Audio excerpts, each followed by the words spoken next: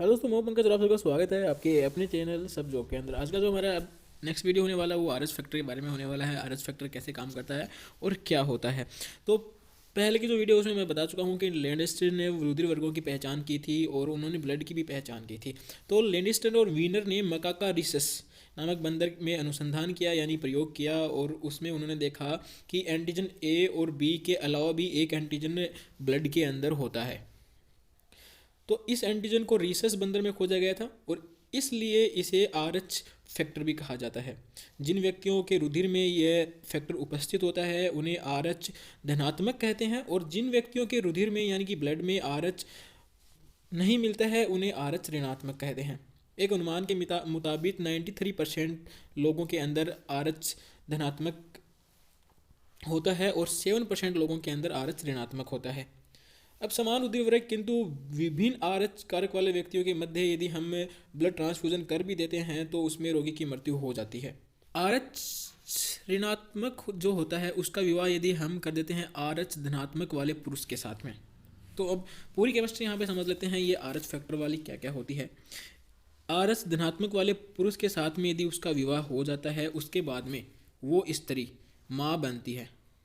ठीक है, आरएच ऋणात्मक वाली स्त्री यदि माँ बनती है तो क्या होता है, तो इस कंडीशन में क्या होता है, माँ और जो शिशु होता है, जो भ्रूण होता है, चाइल्ड होता है, उसके रुधिर में मिल जाते हैं। ठीक है, माता के गर्भाशय में क्या होता है, आरएच एंटीबॉडीज का निर्माण हो जाता है और एंटीबॉडीज होते हैं वो प्रथम जो डिलीवरी होती है उस समय कोई विपरीत प्रभाव नहीं डालते हैं।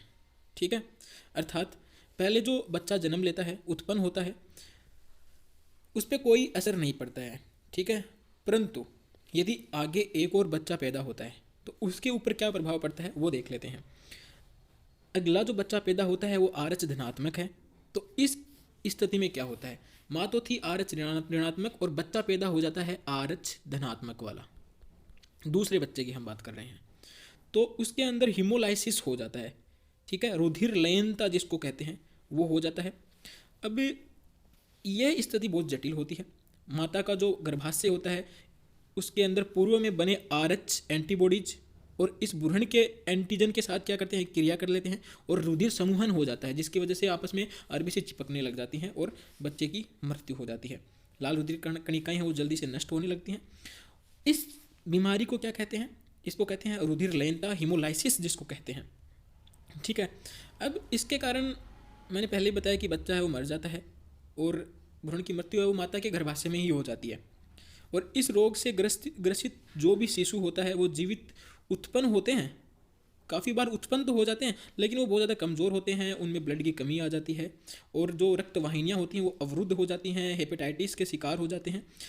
तो इस समस्या के समाधान के लिए क्या किया जाए, इस समस्या के समाधान के लिए आरएच ऋणात्मक वाली स्त्री से आरएच धनात्मक वाला शिशु उत्पन्न होते ही माता को 24 घंटे के भीतर क्या अपूर्ण प्रति जिसको आरएच ओ एंटीजन कहते हैं यानी कि वो इंजेक्शन लगवाना आवश्यक है। उस इंजेक्शन से क्या होता है वो भी सुन लीजिए। इसके प्रभाव से माता के गर्भाशय में बने एंटीबॉडीज क्या हो जाते हैं, निष्क्रिय हो जाते हैं और भविष्य में जब भी कभी आरएच धनात्मक का शिशु जब भी उत्पन्न होता है तो भ्रूण पर कोई विपरीत प्रभाव नहीं पड़ता है। आज का ये हमारा वीडियो आपको कैसा लगा हमें कमेंट और लाइक करके जरूर बताइएगा। आज के लिए सिर्फ इतना ही, धन्यवाद, जय हिंद। यदि अभी तक आपने हमारे चैनल को सब्सक्राइब नहीं किया तो सब्सक्राइब कर लीजिएगा। जय हिंद।